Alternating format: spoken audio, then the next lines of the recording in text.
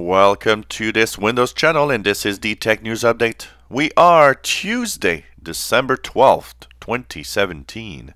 And today in our Tech News Update, we have net neutrality, a research, and actually a group of researchers are kind of saying that we've got it wrong and that net neutrality will not destroy the web as we think. And their idea of this is that basically the problem with net neutrality is that the big players like Google and Netflix don't actually pay their share of the internet usage they have. And they say that in reality these big companies like net neutrality because it costs them less, which is another point of view basically. And they say that basically all it's going to do is simply have these big companies pay more to access the internet. So that's a different point of view. And talking about net neutrality, a lot of popular net personalities have signed a letter to Ajit Pai asking him to cancel the net neutrality vote that is supposed to happen on the 14th of December, which is this week, so basically on Thursday. So of course they say that one of the reasons also for this is just to respect what actually people asked for, net neutrality. Well, Facebook and Twitter might actually be in hot water if they don't control the content, well, especially in the UK.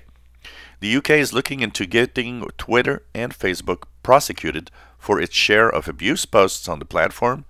Any hateful, racist, or extremist content need to be controlled or removed, or else they'll be in trouble. Well, after 4 months of release, Android 8.0 Oreo is only on 0.5% of all devices that run Android, which is something kind of normal for Android, as the updating process is kind of complicated. So 0.5%. Cortana is picking up new skills every week, it seems. Well, new skill that it has now is the ability to let users sync their Google accounts, mail, calendar, and contacts, and more.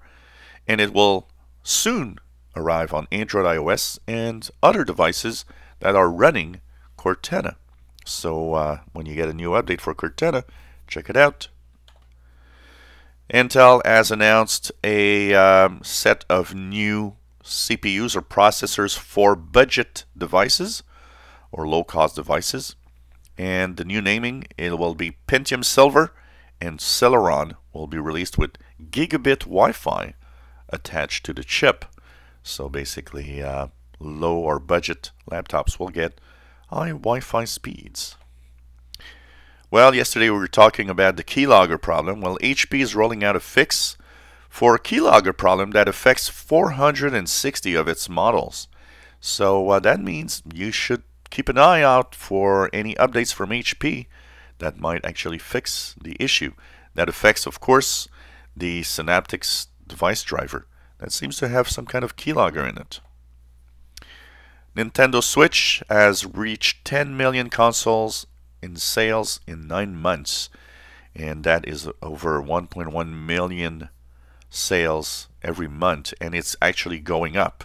And according to Nintendo, it will probably try to make it to 17 million after a year, which is coming soon.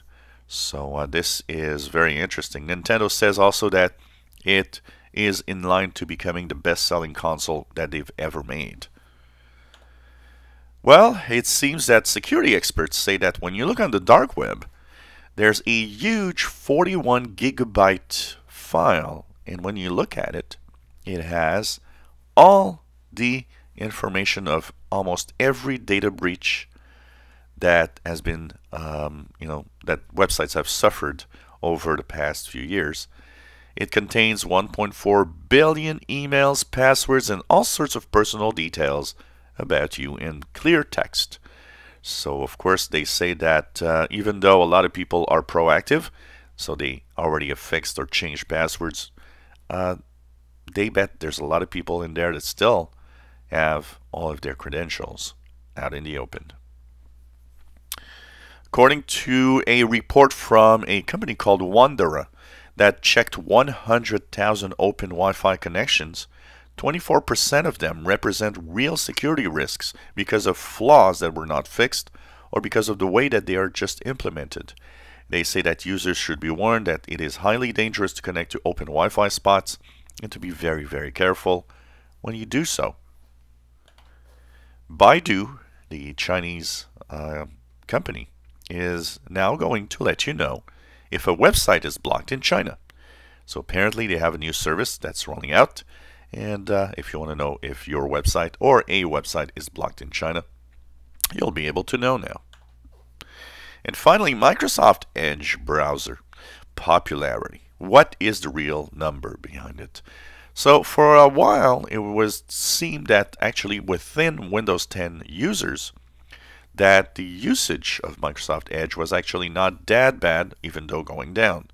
But now, Net Applications has changed its way that it actually looks at numbers.